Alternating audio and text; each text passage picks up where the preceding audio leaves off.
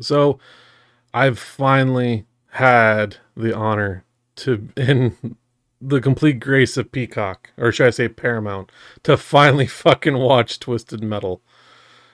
Fuck yeah. And I love it. Samoa Dude, Joe. it's so good. Oh, Samoa Joe is the perfect casting for Sweet Tooth. Even if it's not him voicing it. Yeah.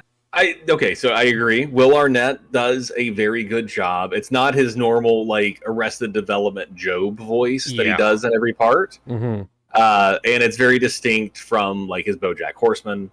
I did enjoy his voice acting, but anyone who watches pro wrestling and knows Samoa Joe knows he's one of the best promos in the business. And I think it's a missed opportunity. I mean, literally, Samoa Joe is voice acting King Shark in the Suicide Squad game. When you hear his voice, like, and I agree, like, I may not watch wrestling as much anymore, but when I hear his voice as King Shark, I'm like, you could have easily just let him do He could have done it. Like, and if it's because of the mask, like, just let him voice over. What do they call it? ADR? It's something like that, yeah. Sure, we'll go with it. But I just finished the episode where they're at the DMV and Sweet Tooth shows up. Yeah, that is beautiful. I was telling Gnome, I was like, Sweet Tooth is fucking terrifying in like the most in the most twisted, no pun intended, and like sick way. Like it's just you're not just scared of him, you're laughing at the same time for how comedic he is. Have you seen his origin yet?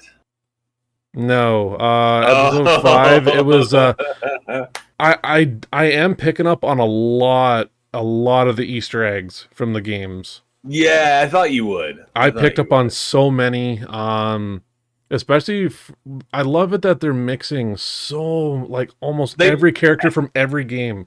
Yep. I was going to say, I don't know as much about the Twisted Metal franchise, but after I watched the series, I was like, damn, that was fucking great. Let me do a little research. And yeah, the show just grabbed characters from the entirety of Twisted Metal and smashed them up in a big pile and was like, okay, what's left? A big old car wreck, in other words. Yeah. And man, it was so good. I loved it. I'm gonna be binging the other 5 episodes this weekend as well. Anthony Mackie was so good in it. That was another actor. I'm like, really? But once I saw, I'm like, you know what? I see it. I'm not even mad. This is great. He's great. He shows more character in these 10 episodes of Twisted Metal than he's done in any MCU movie. I agree. There's even. Oh, what the hell was it here? Just to see so many of the twisted characters, especially like for all the law enforcement. I was like, holy shit, you grabbed every outlaw driver in here. I'm like, that is sweet.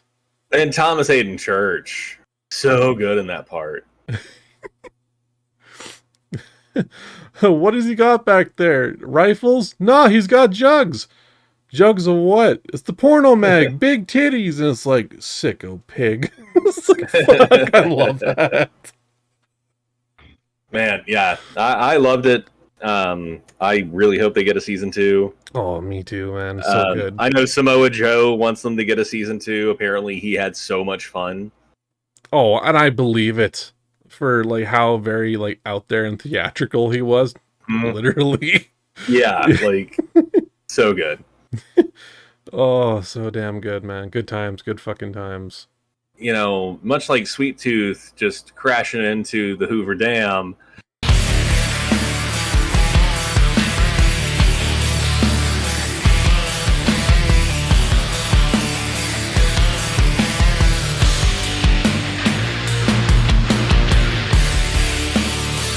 This is the Bpgn podcast crashing into your ears. I am Captain Who, alongside our faithful co-hosts. Big Red Gamer, good to see all you lovely folks. And I'm Papa Gnome.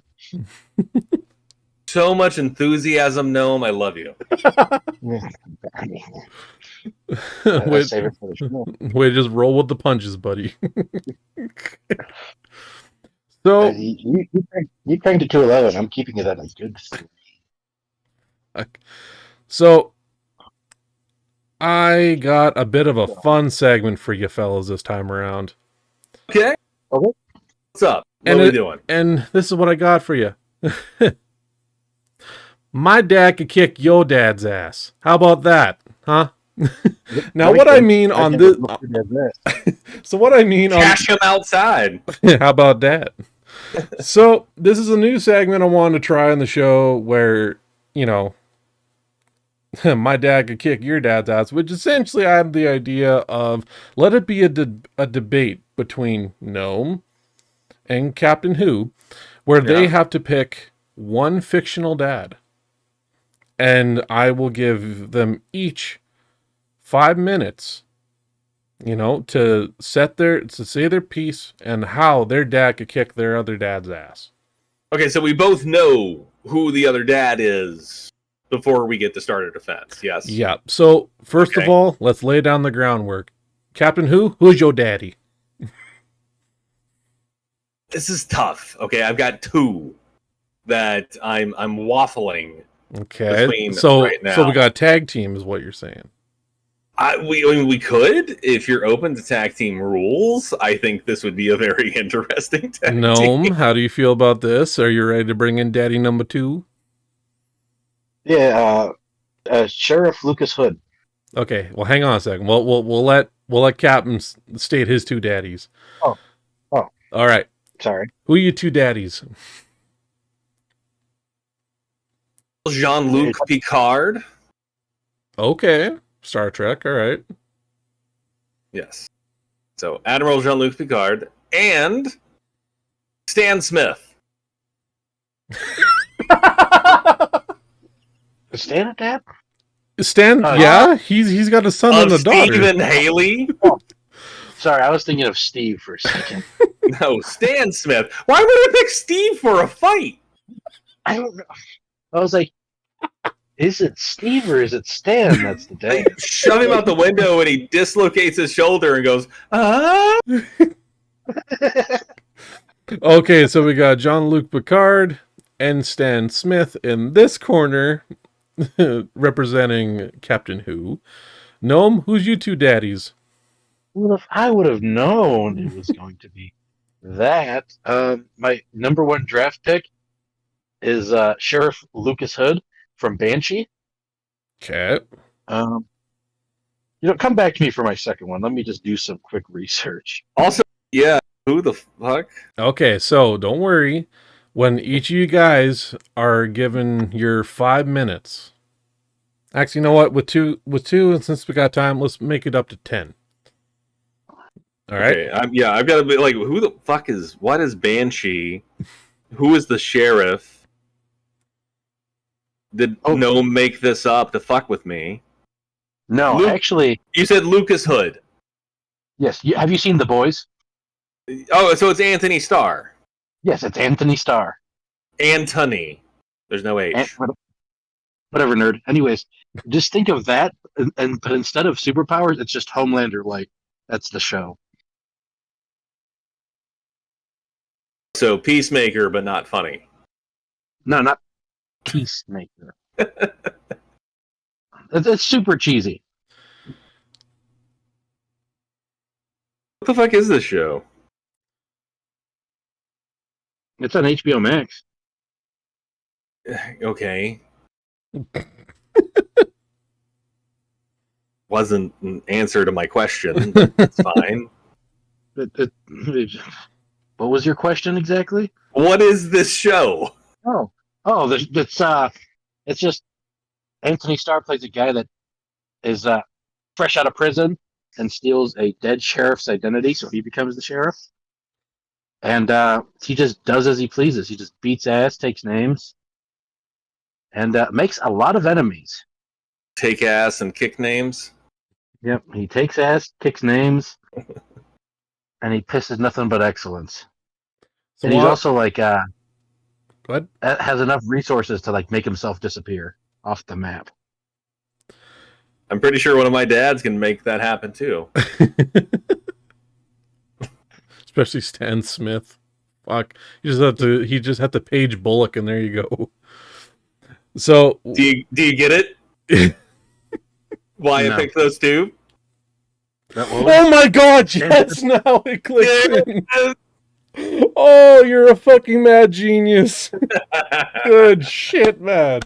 Oh my god. Yeah. So, speaking of fictional dads, I will have to say a special shout out. Rest in peace of Johnny Hardwick, the voice of Dale Gribble, since he sadly passed this week. It's a fucking bummer, man. Oh fuck, man. Like Dale, like aside from Hank, made this fucking show. Absolutely. Yeah, behind the scenes as well. I mean, he was one of the main consulting writers and writers for the last chunk of the series. Holy shit. That involved too. Yeah, like really, other than Mike Judge, he probably set the tone of King of the Hill better than anyone else. So, yeah, it's a great loss. Yeah. We're gonna miss him. Yeah, damn shame, man. 59. That's to me, like that's not old to me. That's like 20 years from now for me. Like, fuck. I'm not cool with that. No, and that's like 30 for me. Jesus, dude. Like, fuck no. Man. Could you imagine like everyone like in the Great Yonder being annoyed by Dale Gribble's conspiracy theories? I knew it. Guns don't kill people. The government does. Okay, so who's wanting to step up to the plate first to defending their corner of dads? I'm going to use a special technique that's not been used before. Pocket sand! Yes. Does that count? Is he distracted? It doesn't take much, but okay. It might give it a few minutes. Oh my god, this is gonna be a bonkers episode. Is it like D&D? Did I land the hit? Is he now distracted for 2 turns? Where the fuck is the dice when you need it? My god. Actually, you know what? Actually, I got my second pick. It's the main character from Fallout 4. Oh, voiced by the male protagonist from Fallout 4. Yeah, you can change his name. That just reeks confidence. Yeah. I'm the male protagonist. I mean, technically, he is a dad for starters. And second, I don't think that's what protagonist means. Well, he's also the main character. Sure, and that makes him a dad. No, did you not play Fallout 4? No, why would I have played that? He does have a kid, like in the Fallout beginning. 4. Yeah. Yeah, there's a baby. There's a baby in the cradle that won't shut up. Yeah, but yeah, in the mobile. Okay, so while Gnome is gathering his marbles from the pocket sand diversion here, I already got my 2 picks. Okay, so and the Fallout 4 main guy. Okay, I'm gonna give the first 10 minutes for Captain Who to start off here. Okay, let me just get a timer going here. I don't know that I'm going to be able to do a full 10 minutes, but I'll go as long as I can. Yeah, like just to keep it within the time frame here. Gotcha. That's the time limit. There you go. All right. Starting 3, 2, 1, and go ahead. Entering the ring with an argument with a 10-minute time limit. Captain Who? Okay, so my 2 dads, Captain or Admiral, as I said, Jean-Luc Picard, and Stan Smith, who is a CIA agent, father of 2, carer of an alien and a human brain trapped in a fish body. I think that they are a magnificent tag team, not just because Patrick Stewart, who plays Jean-Luc Picard, also plays Avery Bullock on American Dad and is often in quite funny interactions with Stan. But I picked these two because they are polar opposites. And I thought that was what was gonna work in this tag team. I picked Admiral Jean-Luc Picard because he always looks for the peaceful solution first. Okay. He's going to reach out. He's going to be empathetic. What is it that upsets you? Like he's gonna want to connect on a personal level with both of these dads. Okay. The not Homelander, and what was the other one? Male protagonist from Fallout 4. From Fallout 4. Yeah. Yeah. That's how forgettable that is. Just call him John Doe. Oh yeah, I get it. Twisted Metal callback. There you go. Nice.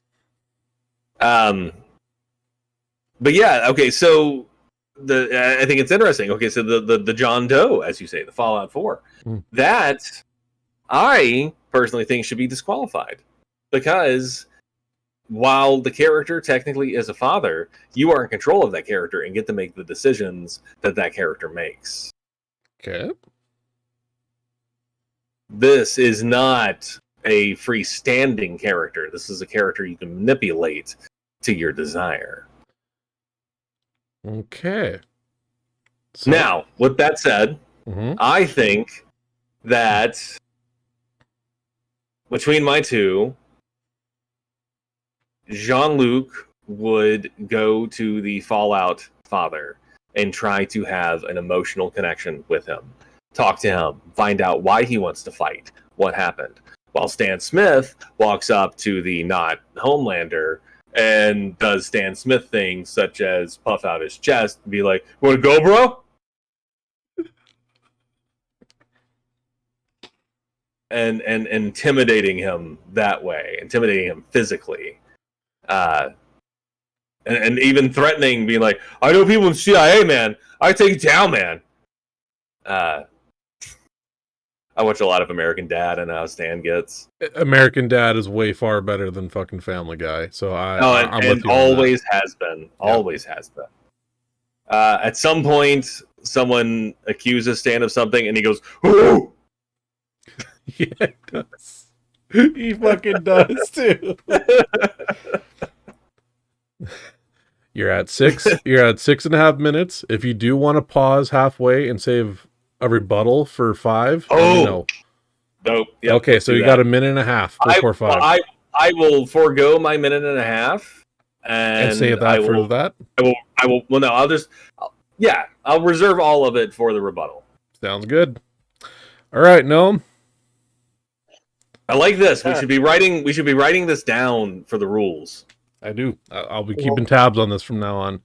So there was no certification saying that video game characters. Whoa. Hold it. Time out. Hang on. So we're doing a rebuttal halfway through. So he got his 5. You're going to get 5. And then both of you will have a rebuttal for the rest. All right. So we'll get you to speak up a bit more. And how about? I'm sorry, that was me. You know, Daddy loves you. Hear it, so it's fine. We'll just say that you said that you loved us. Yeah. All right, so tell me when I can go. Okay. 1, 2, 3, spaghetti. Go. All right, that's ready, steady, spaghetti, first of all, dickhead.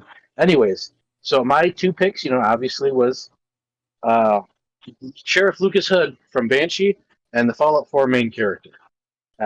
The guy from Banshee, he's a badass. He can take on just about anyone in a fight. He fights dirty when he needs to. He can fight clean when he needs to. He is an absolute animal, and he is one hell of a fighter, and he can shoot extremely well. He has taken on a sniper when he had no chance. Well, a lesser man would have died 15 times over, I should say. Okay. And, oh, God, I'm down the wrong pipe.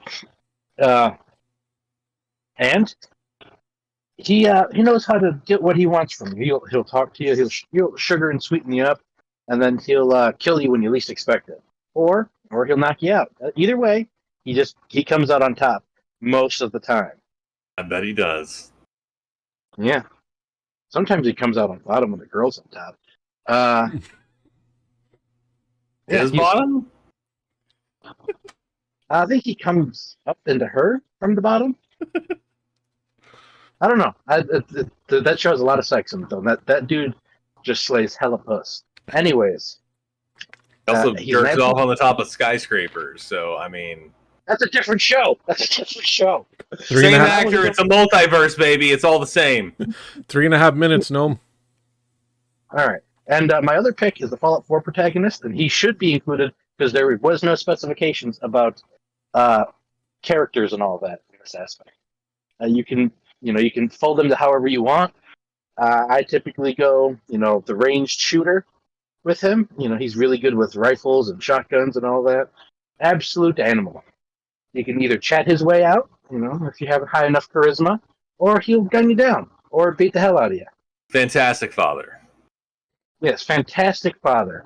He makes sure he slaughters like half of the wasteland trying to find his kid, and then he kills the other half because the other half is also a bunch of baddies too. He will go through hell and high water to try and find his baby Sean. As for the Banshee dad, he finds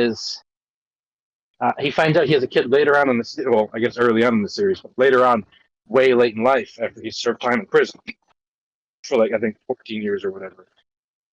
But yeah, those are my two picks. They're both can be great at hand-to-hand combat and both very solid shooters. And I will end my argument there. Okay. All right, now we're going to get to the rebuttal on this. With your 5 minutes left, would you guys like a 1 minute each turn to have a rebuttal, or do you want to use your whole 5 on the rebuttal and end it? I'll say a minute at a time. Okay. I agree. Okay, so let me just get a minute set up here. Okay, so since you just finished, Gnome, Captain, your rebuttal starts 3, 2, 1. Okay, so you want to talk about how strong your not Homelander is. We talked about my man Jean-Luc Picard. This man survived first encounter with the Ferengis on the Stargazer, invented a maneuver called the Picard maneuver where he used warp space to make his ship appear in two places at one time to trick them so he could destroy them. This man was assimilated by the Borg and came back from it. My man's is strong, my man's is cultured, and my man's also kicks a lot of ass in the TNG movies. 20 seconds. Stan Smith? He's Stan Smith. If you have a beef with Stan, go tell him to his face. See how that works out for you. See how that works for you and the CIA. And time. Okay. Just a bunch of nerds. Okay, whoa. Gnome, you're up next. Ready? Steady. 3, 2, 1, go. All right. He doesn't need any of that talking nerd shit because he speaks with his fists, and his fists say it's time for justice. And he fucking knocks people out, beats them silly, beats the hell out of them. He beats them 6 ways to Sunday. He doesn't need any of that talking nerd shit because he doesn't want his lunch money stolen. He's the one that steals the lunch money. He's the one that gives the swirlies. He's the one who knocks. All right, and he doesn't just tap tap tap knock. He's pounding on that door, ready for that fucking lunch money, you nerd. He is coming for that ass. 20 he gets seconds. What he wants. And as for the other guy, he slaughters everyone. His rage is unearthed and it knows no bounds. He will kill everyone. He's taken on Death Claws with his bare hands. He has taken on the world repeatedly. He doesn't give a shit. The Fallout 4 protagonist knows nothing but murder, slaying, and killing. Okay. Captain, you ready to go at it again? Yeah, let's roll. All right, 3, 2, 1. Floor's yours. You're talking about this Fallout 4 protagonist and everything they've done. Might I remind you that Stan Smith has personally fought against Jesus, has routinely fought off Santa Claus, and is one of the CIA's most decorated assassins. This man had an entire episode about his subconscious coming out, feeling bad about how many people he had killed. because he had lost track. My man can kill anyone. Now, as far as Jean-Luc Picard, 20 seconds. Battle of Wolf 359, while Picard was assimilated by the Borg, over 50,000 died in the first blast. And full Federation fatalities aimed up towards the million. And time. All right, Gnome, you ready to counter that? Yes. Okay, here we go. 1, 2, and the floor is yours. I only understood a part of that. It sounds like, again, a bunch of fucking nerd shit. But the guy from Banshee, Lucas Hood, he doesn't need none of that. He also kills indiscriminately. He will take on the whole world. And he's also a master of disguise and a really good man at breaking and entering and sneaking around and stealing shit. So he will steal your life before you realize it, and he has probably taken on way more than Stan Smith. And on top of that, he has taken on many, many more serious threats 20 than seconds. Santa Claus. Jesus. Fallout 4 protagonist, must I remind you, he's taken on a man that was half man, half machine. And that man did nothing but kill indiscriminately, too. And he made that man his bitch. He beat him 6 ways to Sunday. And then, after he was done, took his shit and left. Time. Okay, so you got 2 rounds left. It's sounding spicy in here, folks. There's a lot of dad fists flying. There's going to be some teeth missing. Some wives are going to be crying. All right, Captain, round 4. You ready? I'm ready. I'll throw a real good wrench in here. How about this? Tell me how your dads would dispose the other dad's bodies. 3. Oh, yep. Do your thing. 3, 2, 1. Floor is yours. Jean-Luc Picard would bury them above ground, covered in rocks, like he did to Captain Kirk. So eventually the animals will get to them. Shit. Stan Smith wouldn't leave a body behind. He's a CIA agent. I don't know if he uses lye in a bathtub or what he uses, but no evidence. Okay. Fair enough. You got 30 seconds if you want to add any more rebuttal against him. Just how we would dispose of them? Yeah, I thought you meant just like in general, like that's how you end. No, Jean-Luc would attempt to reason with him, and once he took the first swing, Jean-Luc would swing around, hit the Vulcan neck pinch, drop him, and then try to get him the assistance he needs. Stan Smith just jumps on top of the guy and goes, "Woo!" and pummels him gorilla style. And time. All right. Good 4th round. Gnome, you know the 4th round rules. You ready? Steady. 3, 2, 1. Floor's yours. Neither of them would dispose of the body. They would leave the bodies of those 2 fucking nerds as a warning. To make sure that if you know what happens when you cross Lucas Hood and John Doe of Fallout 4, that this is what's going to happen to you. You're broken, beaten, bloody, and their heads are going to be on spikes just outside of their door, telling you, you cross this line, you're going to wind up fucking dead, if you're lucky. And they don't need to get rid of bodies or hide them, because in the wasteland, there is nothing but murdering and mutilation. We are here for a good time, 20 seconds. A long time. So you gotta get all the fun in while you can. You gotta murder, anyone who tries to be a threat. Kill them all. All right. Long live Banshee. Long live Fallout 4. Okay. All right, guys. Final debate round. Okay? Are you ready? Yes. The rules. What's the wrench in this one? So there's that was just for the 4th round. The final round here to tie it all up in a bow. tell me to really ground your reasons of why your dad could kick the other guy's ass. Tie it up in a bow, send it home, okay? Convince me your dad can fuck up the other guy's dad. All right? 3, 2, 1. Floor's yours, Captain. Before we... Oh, never mind. Okay, Captain. So, the reason the My Dads win is Jean-Luc takes down the most distressing character, most threatening character, through diplomacy, and when that fails, he hits them with the Vulcan net pinch. They go down, and then he tries to get them the proper help they need. Stan wins because, like you said, he gorilla fists and pummels, but Stan is also a very intelligent CIA agent.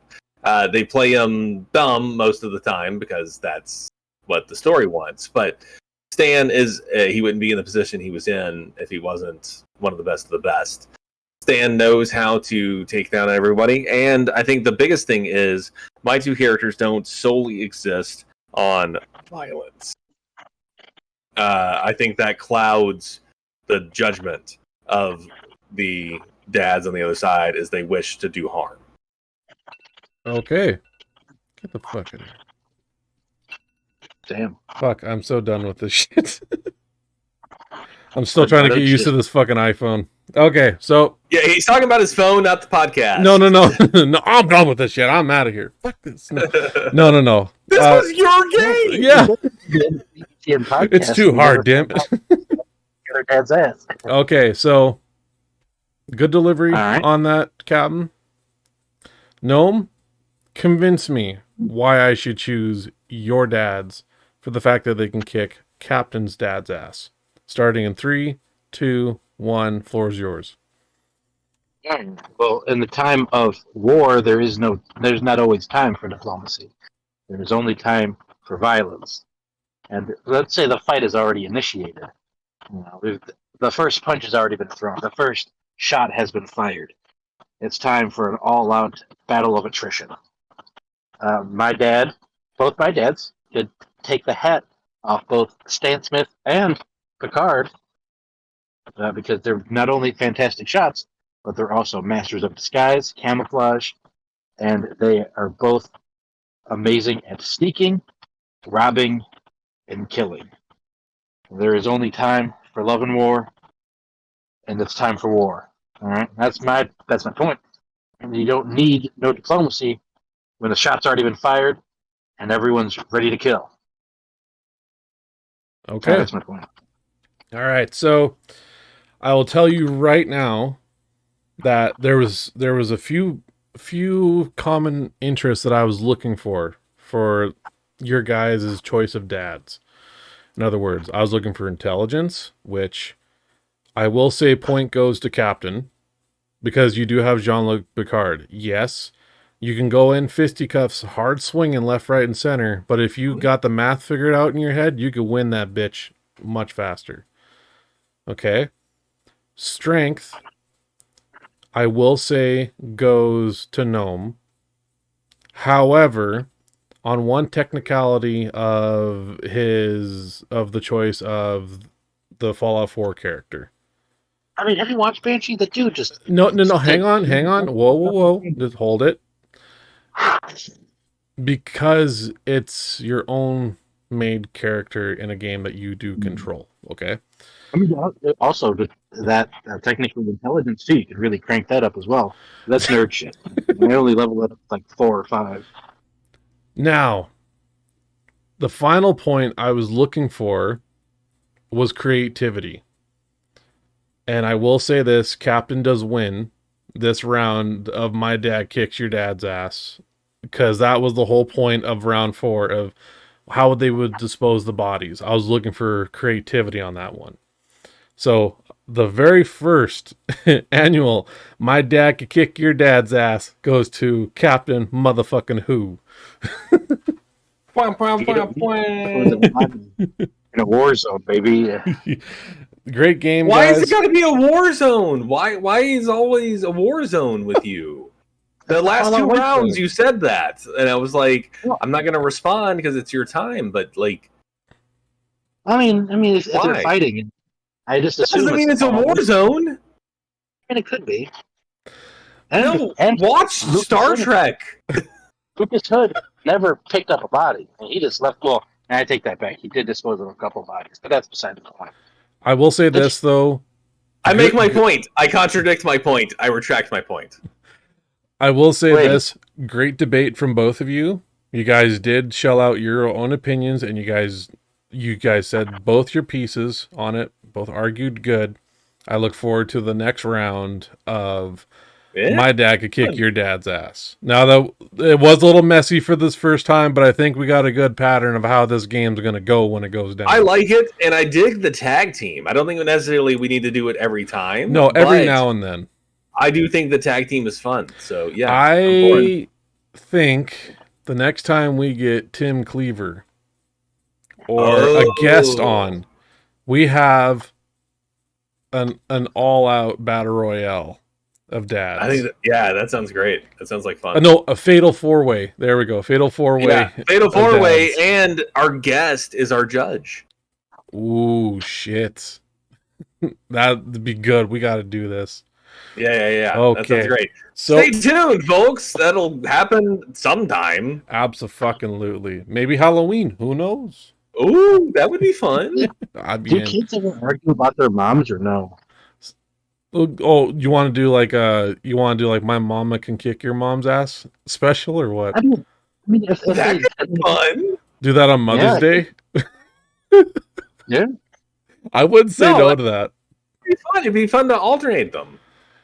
That or we'll think of some other things, but this is gonna be a recurring segment that'll be definitely showing up for future episodes. All right, so I wanted to talk about. I've been playing a fuck ton of Cyberpunk 2077. I finally gave it the fair shake that it deserved, and reinstalled it once I got my PS5, and fell the fuck in love. What? Like, this game, and I'm not paid or sponsored by CD Projekt Red in any way, motherfuckers, if you try to come at me like that. I'm just saying where it's at right now. Yeah. Which is patch 1.67, I think. Which game is this again? Cyberpunk. Ooh. So I'm playing it on a PS5. And the graphics are amazing. The controls are intuitive. Like, the car driving still sucks. I'm not going to lie. Car driving sucks.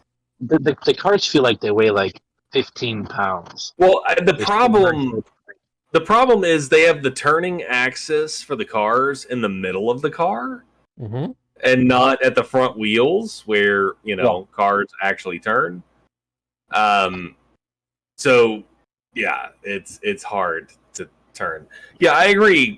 Car driving sucks. There's a handful of fantastic cars in the game, and once you get the handle of it,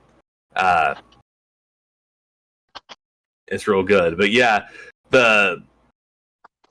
what brought this to my attention was the storyline of Cyberpunk. Okay. Because I left it because of graphical and glitches and whatever, and then I played it and I played the story and the actual like meat and potatoes of it, of the relationship between V and Johnny Silverhand, and man, the relationships you can develop if you play as a male V, as a female V, like.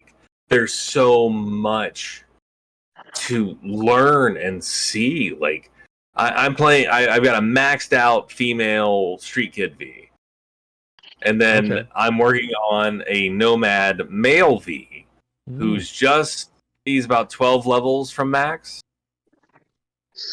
And then I want to do a Corpo female V, so I have one of each life choice. Nice. That's gonna be quite the task.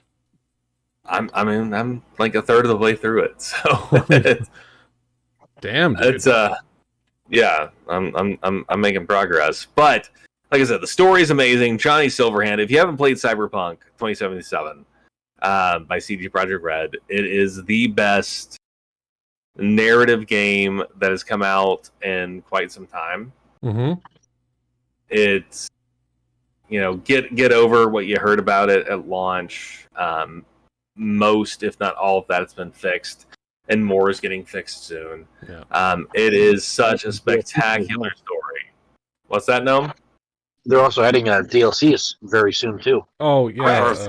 Yeah, Phantom Liberty. That's it. Yes, with Idris Elba. Thank you. Yes. Yes. So yeah, that comes out next month. They're dropping the 2.0 or 2.0 patch before that, and that goes for everybody that owns the game, not just the people that buy the DLC. So that's nice. But that reconfigures everything in the game. Armor is not linked to clothing; it's linked to cyberware. If you have too much cyberware, you get debuffs. They've added car combat. They've added it's going to be fucking wild. But like I said, as it stands right now, today, patch 1.67, go play it. It's a fucking spectacular game. It's one of the best games I've played in ages. And honestly, it only gets the 3 because I know the rest is coming. So in the future, it might move up. But fair enough. All right, so top 3 story narratives in games. Correct. Yes. Sounds good. Who wants to take the next pick here? I'll take it if you don't mind. That's cool. You go for it. I'll do last this time. All right. So Metro Exodus is my first round number 3 game. Okay. It's the story of Artyom. Him and his wife have left the metros, and they are trying to get to greener pastures, and they bring along some of their friends that served with them as Spartans from the metros of the capital of Russia, Moscow, and they're just trying to survive. And you have choices to make in each hub, aside from I think Yamantau, which is I want to say the 3rd level or 3rd. I guess third level, and all you have to do, for them is stay right and stay on the straight and narrow path. Because a lot of them, if you kill too many people or kill surrendering enemies or whatever, you'll get negative karma, and that affects the outcome of that level. And if you get too many of the bad karma endings for each level, then you get the bad ending. Yeah. Okay. All 3 Metro games have a good and bad ending. Okay. But with the 3rd, it tells a great story.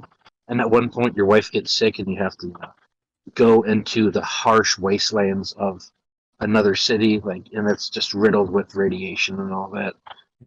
So you have to get this medicine for her because she has tuberculosis, and you have to save her from dying, essentially. It's just a great game. I don't you have a lot of choices. You can upgrade and modify your weapons to suit your needs on the fly, which is very nice. They have a little backpack, but the story, you're just trying to survive and move further east away from the wastelands. I think Captain smirked the same reason I did when he heard the wife got tuberculosis. I'm like, is this Red Dead Redemption Soviet? But no, that sounds like a good narrative nonetheless. Red Dead Comrade. Yeah, exactly. Comrade, do you have any more vodka? Oh my God. Hold on. I can do a good Eastern accent. Hold on. Go for it. You just have to have a little faith. I just need money. I don't think you understand, comrade. You have to, how do one say?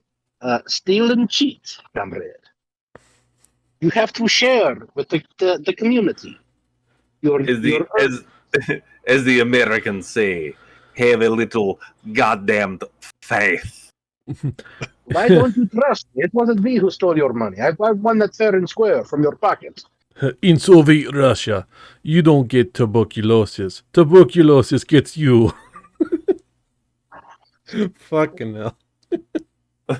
That's accurate. Father, why do you drink? You drink too much. Oh fuck. Okay, so that's accurate. Tuberculosis does get you. Oh fuck. Okay, so good first pick. For me, and as the reason why I wondered about the rules here, I'm gonna go with Until Dawn. Until Dawn. Okay, yes. Yeah. Yes. That for sure counts. Yeah, like you do control the story, but at the same time, it's a very engaging like horror story. Really, it's a great narrative. Absolutely, it's the simple, but yeah, it can be complex. Group of teens, cabin in the woods. There's no power. You're fucked till dawn. Like trying to like survive against a beast trying to kill you. Dead by dawn. Yes. But yeah, I would definitely say Until Dawn being one of my first picks. Easily such a great narrative story. I've gone back multiple times to play it just to get different endings. I've done 3 different plays. I've done it where everyone lives, the males all live, and then the women all live. And it's like a different outcome. But it's definitely what set the bar for like the other style, like story driven games from like, what was it, Dark Pictures and whatnot. But it was the first time it made you feel like shit that you got these teens killed when it was like the police interrogation. It's like, oh, fuck. Yeah, I feel bad for this now. Why did you give the responsibility to me? Yeah. Why me, damn it? Fuck. I'm baby. These damn college kids just kept running into Chippy. Just go head first into Chippy over here. Oh my god. So, what's round 2 for you there, Captain? It's going to be a doozy of a day. It has been a doozy of a day. It's hard. I thought I had my number 2 like nailed, and then you started talking, and damn if my mind isn't shifting. Okay. I was going to go with the Grand Theft Auto 5 story mode. That is a good story. Fucking great, switching between all 3 characters. There's side missions you can only do with each character. Like, fucking well-designed shit. Mm-hmm. Lots of fun to play. Yeah. And lots of replayability. Yes. After hearing you talk, Telltale's Walking Dead series. Ooh, very nice. How it all continues on, like it just, from season 1, episode 1 to the very end, it's one concise fucking story arc. Yes. And there's not a lot of video games that can make me cry. Oh, fuck, that pulled the heartstrings. Red Dead. I'm skipping ahead a little bit. Walking Dead made me cry several times. Yeah. Me too. Throughout the run of it. Like, I was so upset. When Lee dies and Clementine is like literally almost like begging, fuck. I had to pause because I was tearing up way too hard. Yeah, no, I was crying. I had full on tears when I had Clementine shoot him in the head. Oh, it's just like, it's definitely that chemistry. Like at first you're like, oh, now I'm stuck with a fucking kid. And then just like near the end of the story, it's like, please don't split them up. I'm like, don't. But then even in like season 2, when she escapes from that zombie in the shed, and they open the doors, and she's like, still not bit. And it's like, dude, it's like, Clementine's fucking dope. Oh god, yes. Yeah, great fucking pick. I gotta replay those again soon. I held off on playing the last seasons I haven't played those ones, yeah. I was so convinced they were going to kill Clementine, and I just couldn't. You weren't ready. I couldn't emotionally go through that. So, just hearing, your emotions, I thought of like Troy when he's in theater. My emotions. Ah. Not wrong. What's your next pick there, Gnome? Yeah. The Battlefield Bad Company series. Okay. If you've never played them, you play as Private Preston Marlowe, who done fucked up and stole a Black Hawk helicopter when the military, for some reason, wasn't looking. So instead of giving him a dishonorable discharge, they threw him with 3 other rejects.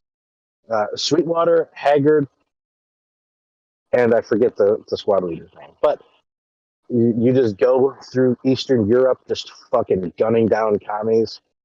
Spreading nothing but freedom and democracy, leveling villages that are abandoned and empty, aside from, the Russian army, where you're just plowing through them by the handfuls, just leveling these areas out, and just crushing their military. And your character is just trying to survive, and in the first Bad Company, they run into a bit of an issue where they start realizing that the reason why this war is going on is Russia has gold and they're transporting it. And your squad is going to steal some of that gold, which they do at the end. Okay. They're driving a truck full of gold in a convoy, and then they just take a right. The convoy keeps going on. Okay, cool. It's a great game. And the second one ended on one of the biggest fucking cliffhangers, as they were like, hey, Russia is invading Alaska. We need to go fight commies there. So then the game just fucking ends there. And then there's not been a Battlefield Bad Company 3. The second one was more comedic, wasn't it? I mean, they both were very comedic. I think the first one was more comedic than the second one. Oh, okay. Maybe the first one I'm thinking of, yeah. Yeah, with like the rainbow sprinkles ad. Yeah. I think they made fun of Metal Gear Solid as well. It wouldn't surprise me with that bit. Good choice. Right? Good choice. Hilarious games. Okay, so my next pick, it's funny you mentioned Rockstar earlier there, Captain. I'm gonna go with LA Noire. Oh, my next one. Damn, that's a good pick. That's a really fucking good pick. It's a blast from the past. It's probably, to me, the best like detective simulation game to date. Not only are you solving all these cases of murders, homicides, whatever have you in this game, but you're also like going through the story of Cole Phelps.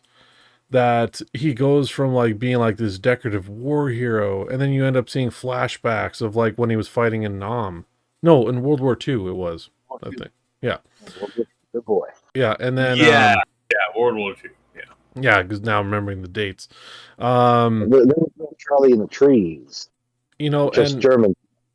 It goes. The whole story is like the rise and then the fall of a hero, of the Golden Boy, really, and it's just incredible story through and through. Very engaging characters as well, and like not even to mention just like the facial capture technology they had, the time they made the game.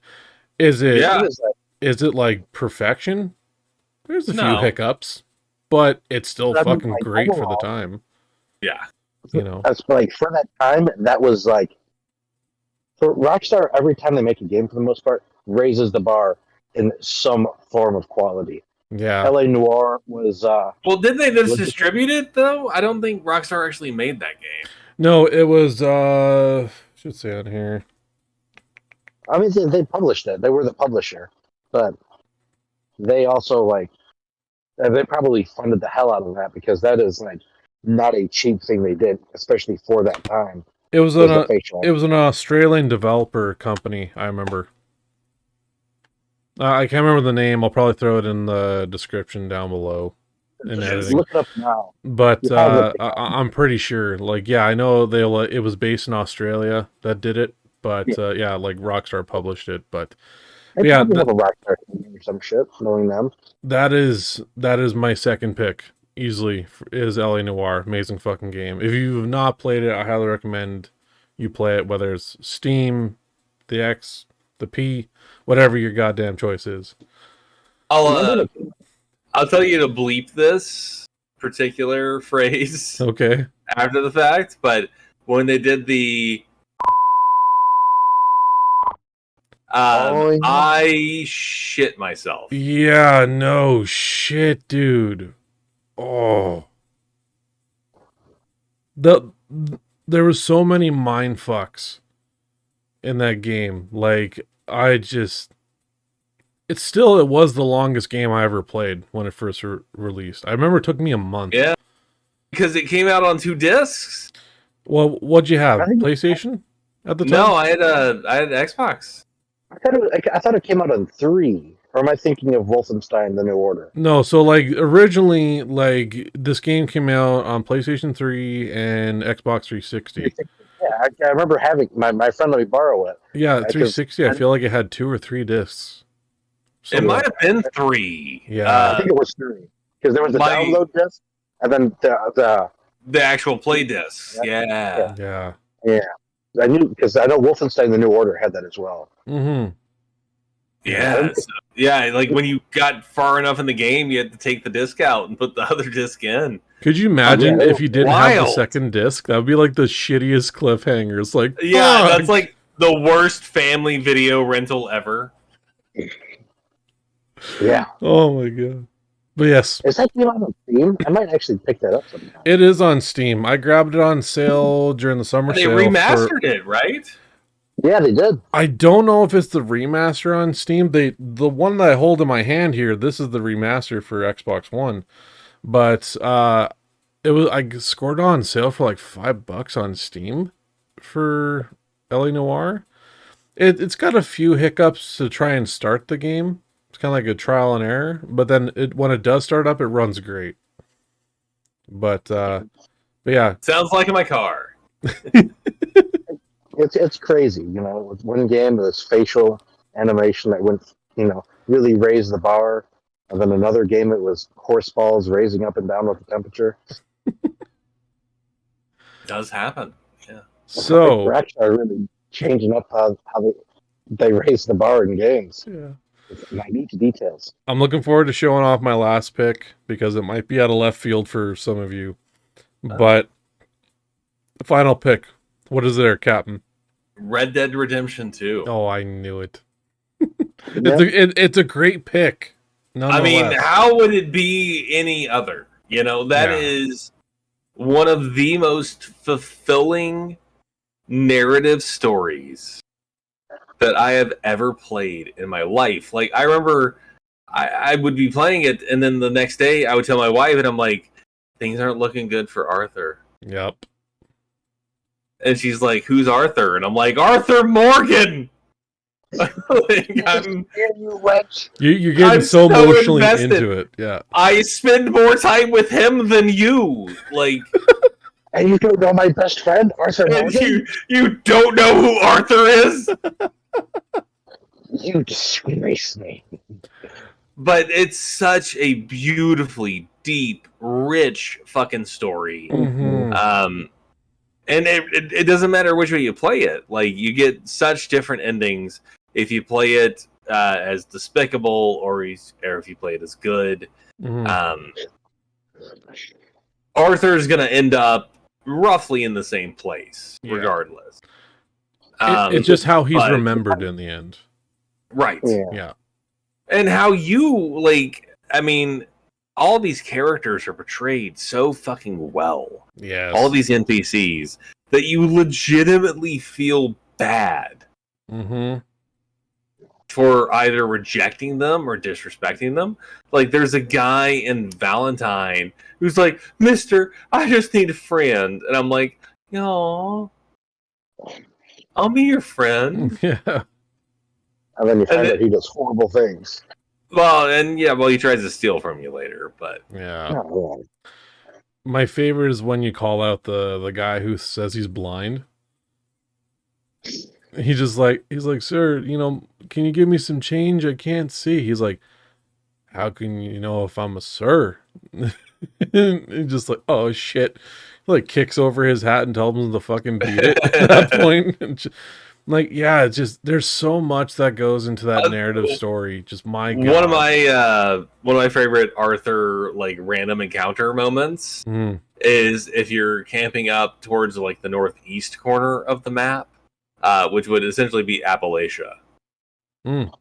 But there's a group called the Murphy Brood, which are definitely based off like Deliverance ideas of inbred hillbillies. Oh, okay. But there's times where like you make camp up there, and then a couple of Murphy Brood will come and start like warming themselves by your fire, and they're like, this is our territory.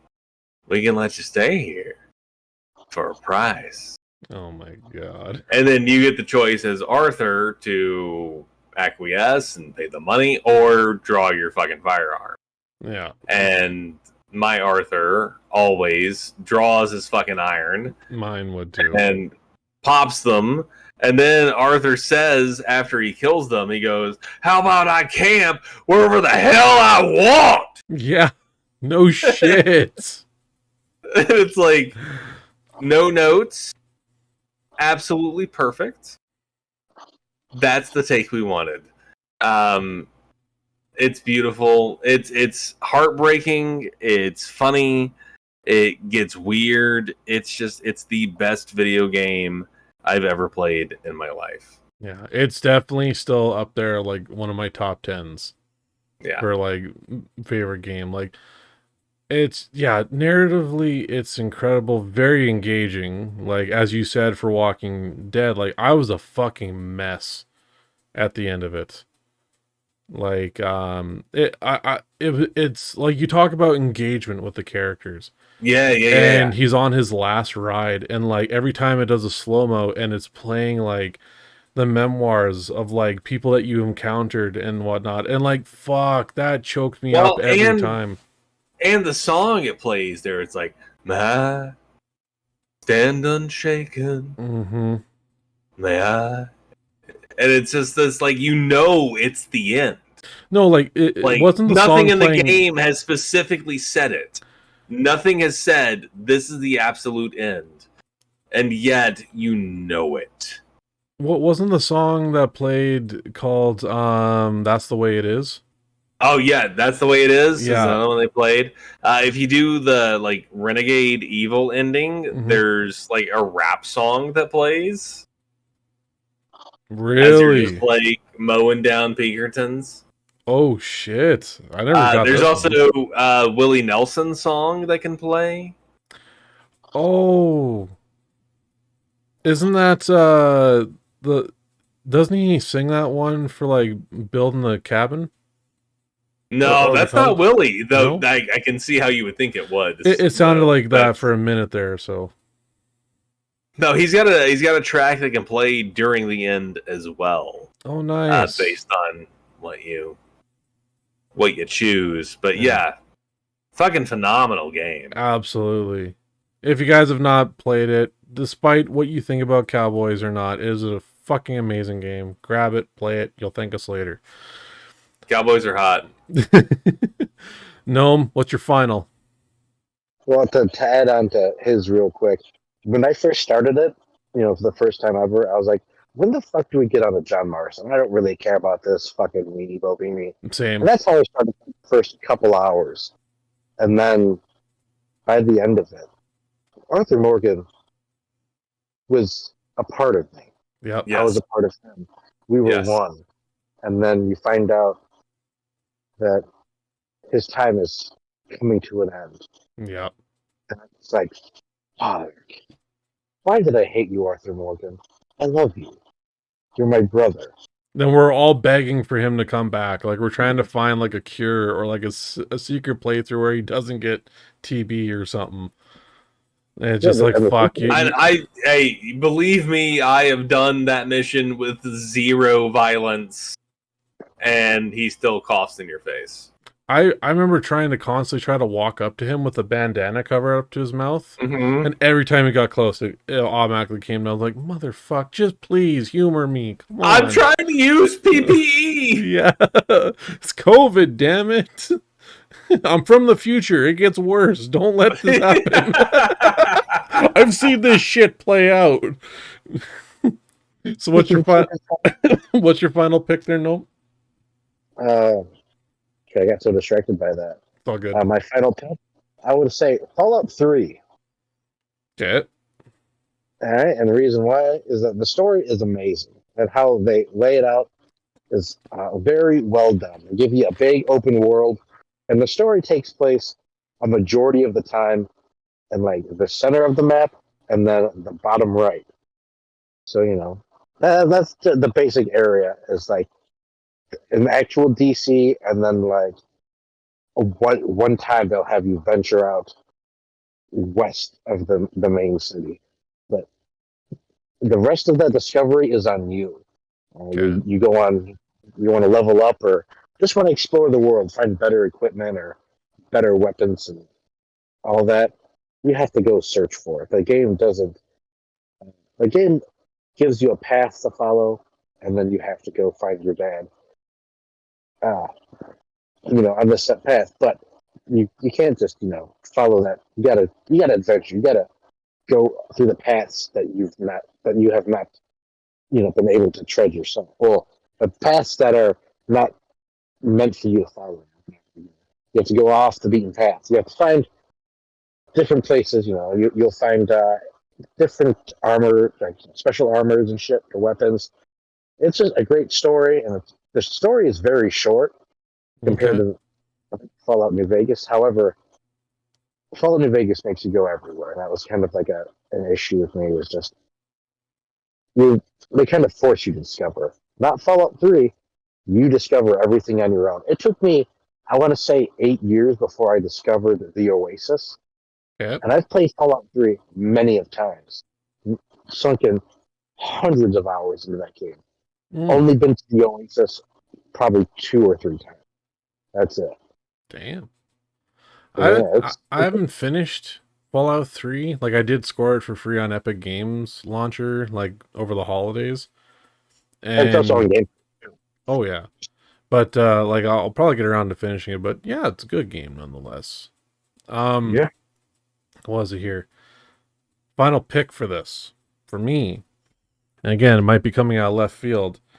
I'm going with Mafia 2. I dig it. I don't know if That was you I don't know if you guys have played it. Yeah. It's it's definitely in my eyes, this is like the equivalent if someone were to walk up to you and say like, "Hey, do you want a game based off the Goodfellas?" Like to me, it's very much like I've always been a fan of like the mafia gangster like history, and for them to make this game and be so immerseful into it, you're going through the life of Vito Scaletta, who just got back from the war, and him and his family back home, like they're poor. It's the 40s. No one's doing great at all, and then he gets tangled up with the mob, and he goes through the whole cycle of he loses his mom, his only family left being his sister wants nothing to do with him because he's involved with the mob and he's becoming out of control and violent. Very Ray Liotta, in the end of Goodfellas. And it's just such an incredible story, like that it connects to like the very first Mafia game when you end up having to take a contract and killing the protagonist you played in the first Mafia. And it just incredible story nonetheless. If you guys can find it, whether it's the remastered or original, please play it. It's such an engaging story, incredible. Multiple times I will still fucking laugh at the humor. And it's dated. Full heads up, it's dated humor, but I will still find it funny to this day. But yeah, great fucking topic, Captain. Honestly, great fucking topic. Good shit. All right, I'm bringing adult animation shows to the table Okay. that I wish got another season. And Ugly Americans. And that show was a banger. It was great. You stealing my goddamn first pick? No. That was my fucking pick too, fucker. All three of us want more Ugly Americans. Even the Canadian wants more of that shit. And the only reason why it got canceled wasn't because it was a bad show or anything or had low ratings. It was just that they didn't have the funding to make another season. That's fucked. And it was Comedy Central that did it too. Yeah. And I was thinking about it because I think I was driving, I think in Chicago or something, and I was listening to a podcast. And it was Come Town, I'm gonna be honest. It's always Come Town with you. Yeah, better than Jizz City, baby. But they had their boy Kurt Metzger, who who was the voice actor for Randall, and the whole time I'm like, why does he sound so familiar? I've heard this man talk for 5 seconds, and I'm like, I know that voice. I don't know why. And then after 15 or 20 minutes of him babbling on about some shit I don't care about, he goes, yeah, I did a show called Ugly Americans. It's like, it's fucking Randall. It's fucking Randall. And I was like, I wonder why they stopped making that show. That everyone loved that. I've never heard anyone say that show was fucking stupid. It was a great show, and it just takes place in New York City. For those who don't know, and a man is just banging this demon chick who likes to put out. My favorite episode in that series was still the Man Birds. And like their only language was suck my balls, and it's like different pronunciations, just kind of like I am Groot. And it was like their security guard that went in like an underground like fight club ring for like fighting these other birds. And like it's such a funny episode. But yeah, I agree with you wholeheartedly. That show should have got more seasons. I love when he's like, I want to hit all the walls. And she's like, oh, you want another hole? And then she opens up her belly button hole, and it blows his mind that there is such a thing. Yeah, no kidding. Yeah, just you want to hit all the walls. The different walks of life in that show, like whether it's like, you know, demons, fairy tale creatures, werewolves, vampires, like it's so bizarre. Is that show on Prime? Not that I've seen. Like the only place I've seen it, and you have to buy the seasons, is on the Xbox video store. They have season 1, and like I got mine on DVD. That I think I got it on Amazon for a physical copy. I think it was like $15, but this was like a few years ago, so who knows how much it is now. But great pick. Great pick. They have seasons 1 and 2 on Prime. Ooh. And it's Highway Robbery. Oh, big bucks, hey? $20. For both? Nope, for one, or season 1 is $20. Season 3 is only 12. Season 3? Or season 2, I mean. Okay. Wow, what the fuck? Yeah. Damn shame. Bring it back, damn it. Yeah. The show was fucking great. It was. Captain, what's your pick? I had to think about it a little bit. Okay. No, I think what I came up with for my number 2. Right, this is number 2, yeah? Yeah, since we all just threw in our number 1 there. Yeah, we all said the same damn thing. Yeah. I'm going to say Undergrads. You took my number 2! Undergrads is right fucking here. That needed more seasons, dude. I loved that show. It absolutely did! Like, it was such a good show! Like, it didn't hit Canada till I think about a year after, because it was originally owned by MTV. But when I was in, I think, just starting high school, and this was like on late night TV. It was a channel called Teletoon. They had like a special where it was like late night adult cartoons. and it was of undergrads, and I fell in love with it like first episode immediately. Like when I think it was the pilot episode when they're all playing Risk in like Yeah, Gimpy's basement and whatnot. They're watching like the bootleg VHS of like Star Wars or something like that. something like that. It's been a minute since I watched it too, but yeah, Yeah, what a fucking fantastic show. yeah. I I've honestly never seen it. oh, you could actually find the full season 1 on YouTube. I know where it is on YouTube. I could throw it in the link here on our Discord after if you guys ever want to just binge it one day. It is such an It's amazing so show. good. Think of it it was around that era of like American Pie humor, but of course it's in college as well. And it's like revolving around these four friends that have been together since like preschool going into college, and like it's a lot of stereotypes. You have like the drunk jock, you have Gimpy who's like the computer tech nerd guy in the chair kind of deal, and Cal who just gets any woman he wants even though he's stupidly dumb. Yep. He's a himbo. Yeah, but yeah, amazing fucking pick. Fuck, I only got one left now, damn it. Great minds think alike, I guess. I guess. Okay, so my third option then. I think I brought this up before. I'm going to go with the Oblongs. Oblong should have got more seasons. And if anyone who's not watched this show, understandable. It's only got one. But it had an amazing voice cast behind it. It had like Will Ferrell at the time. It did have the voice actor who voiced Bobby from King of the Hill. And I cannot remember her name for the life of me, but essentially it was originally a comic strip that it was like just like independent artists that did this, but it's like this weird dark comedy where the Oblongs are like these mutated people that live at the bottom of the hill next to like all the toxic waste being dumped from the hills where like the rich and popular and famous all live and whatnot. So like all the kids and like the parents, everyone is like some mutation because of the toxic waste. Like Will Ferrell voices what was it? The dad Bob, who's just a guy with a head and a torso, no limbs. You know, his wife's like a chain smoking, drunk. You got like the twins that are literally like conjoined twins from the hip. It's one of those adult cartoons where it's kind of like disturbingly eerie but really funny at the same time, which again highly recommend it.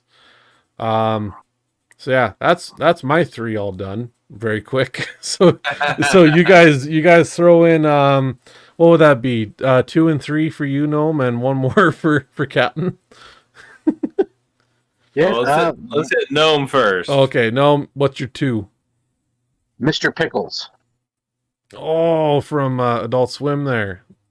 Good boy. That's such a fucked show, but really good though. I actually have a hockey jersey that reminds me so much of Mr. Pickles. Mm. It's Liquid Death hockey jersey that they made. Oh yeah. I've had Liquid Death. It's not bad actually. I love it. It's so clean. It goes down so smooth. For those of you just listening and realizing I just said out loud, I have had Liquid Death and it's not that bad. It is a carbonated water drink. I wasn't drinking acid or toxics for fun. It's just carbonated water in a can with just a badass name. Some of them is carbonated. Yeah. They have actually before that it was just I think purified water. Yeah, something super like clean that. super water. Yeah, and it's delicious for Mm. like water. In the terms of water, it tastes so good. Oh, it really good taste, absolutely. But yeah, All right, Mr. Yep. Quick side note: the worst tasting water. That's right, you guessed it, Dasani. All right, back to our regularly scheduled program. I usually disagree with Gnome, but I can't on Yeah, that. the Soni's not that great. Dasani is bad. Is bad water. If someone was like, "Would you rather drink puddle water or Dasani water?" I'm taking the puddle water. Every time. Every time I drink Dasani, I feel more dehydrated and my mouth feels dry. I don't know how. It's just awful. Yeah. So, Agreed. so what is your your third pick? Captain. I'm gonna go with it might be a deep cut for some people, but 12-ounce mouse. I think I've heard of that one Part of it. before. I think I tried watching it, couldn't get into it, but I was also like a child at the time. I may try and give Yeah, it. this is fairly OG. Like it's 2005, but it follows Mouse, who is green, and it's stupid. It's so stupid. It's the stupidest fucking show I've just about ever watched in my life. The chinchilla that is his companion makes the sounds that a rabbit makes when it's being killed. This thing looks like something out of a fucking fever dream. I just look at the photos. Yeah, it's hilarious. Like at one point, Mouse has to make a contract with Old Kentucky Shark. Oh yeah. And Mouse pulls out a gun and shoots Old Kentucky Shark like 6 times, and all the bullets bounce off. And Old Kentucky Shark just goes, "Bulletproof?" That's the end of the bit. Like, that's so fucking funny. And I normally don't like Adult Swim humor, but goddamn, if 12-ounce mouse don't get me every time. Apparently it had 3 seasons, but I think they're all like 4 to 6 episodes. That's a show that I think could have had some longevity. I think it just launched at the wrong time. Shit. So while you were talking, I quickly thought, okay, I gotta throw in another adult show. I was like, my two got snuffed out really fast. So I quickly looked in my collection right behind me, and there is an adult show. I don't know if it made it to America, but it was made in Canada, though. I'm gonna say Quads. That should have got more seasons. I have no idea what that is. So, as it says on the box, warning, not for children.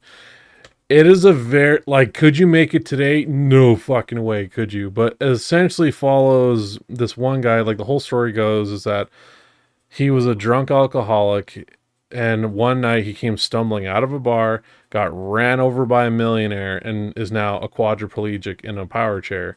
And all of his other buddies are quadriplegics. Like, one's blind, one's got like hooks for hands. It's also, well, no. He's got hooks for hands. One buddy is like a head on a skateboard, and they all live in the rich neighborhood. And it's just like, what the fuck antics and whatnot. It's definitely something Adult Swim would throw on easily. But yeah, if you guys can find episodes, it's just called John Callahan's Quads. That's all it is. But like, it got 1 season. It was hysterical. But it should have got at least 2, maybe a 3rd season, in my opinion. But yeah, I sorry, I just had to throw in like another adult animated show, just because I'm like, wow, my first 2 got snuffed. We all think alike. Shit.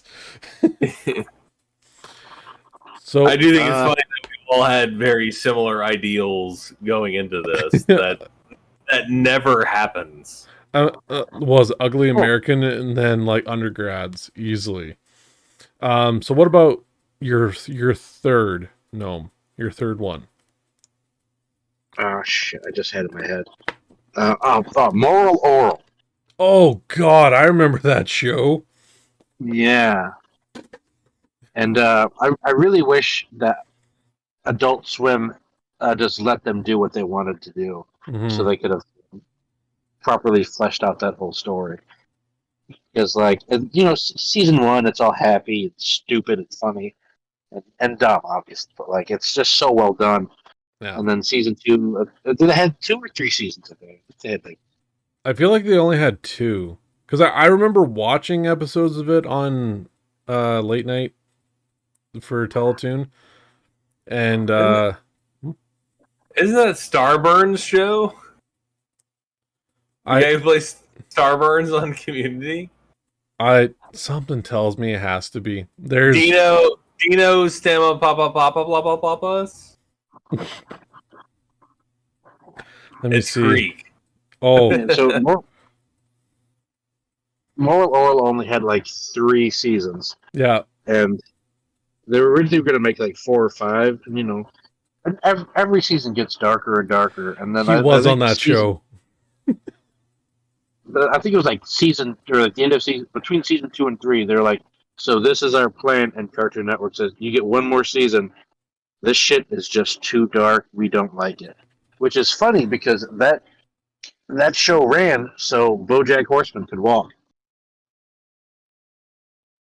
It was the original, like the show. I think that's supposed to be the other way around.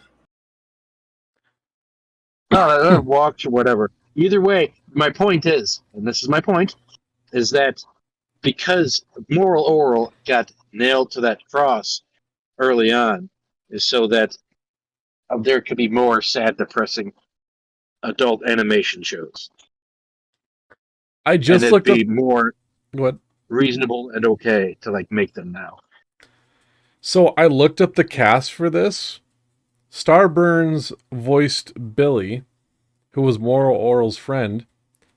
His daughter voiced Moral Oral.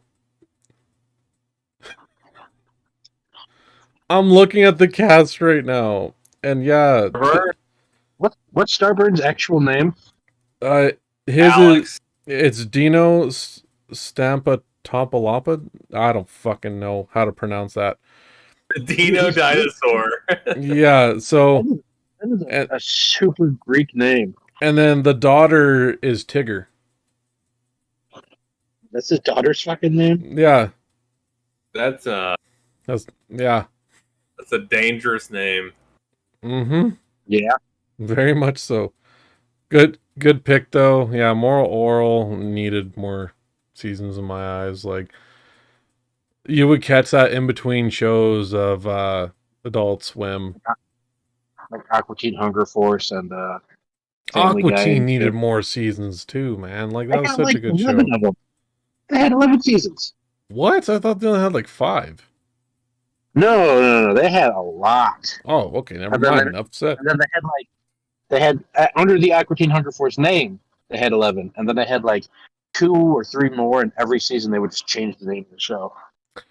What about like on what was it here for Adult Swim? Like how many seasons did like Venture Brothers get? Because I know they own that one. 7? Let me see. I feel like 7, but I could be wrong. I thought it was like 10. 7 seasons. Yeah. That's not too bad though. Pretty good. On Yeah. the nose. Alrighty. Well, that draws to another end to an amazing, quite hysterical fucking episode of BBGN podcast. Oh, it would this is probably our most fun episode we've had in a while. So thanks again for everyone for tuning in. I am the Big Red Gamer alongside with me. Captain Who? And alongside with him. Papa Gnomes. Baby. We'll see you guys again very soon. Until then, Excelsior.